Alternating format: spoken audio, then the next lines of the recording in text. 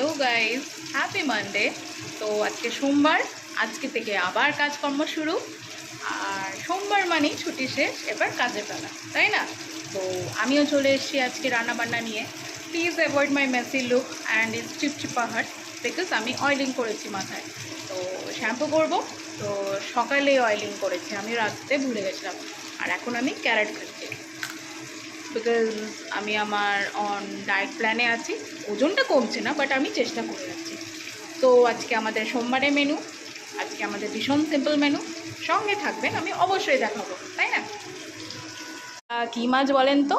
এটা হচ্ছে একদম কালো পিঠের দেশি ট্যাংরা মাছ, পেট ভর্তি ভর্তি ডিম। তো আজকে এটাই রান্না হবে।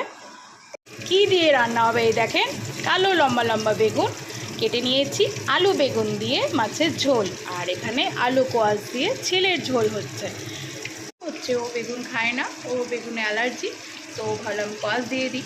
তো আমাদের আলু বেগুন দিয়ে ট্যাংরা মাছের ঝোল, ওর হবে আলু কোয়াশ দিয়ে ট্যাংরা মাছের ঝোল। আর আমি হচ্ছে এদিকে দেখুন ভাত হয়ে গেছে, ঝোল হচ্ছে। আর আমি ভাবলাম একটু বকবক করি, তো হাজির হয়ে গেছি আপনাদের সাথে বকবক করতে। সঙ্গে থাকবেন, একটু ভালোবাসা দিন, আমি একদম এগোতে পারছি না। আর এই তো এইরকমই আমি, টাটা।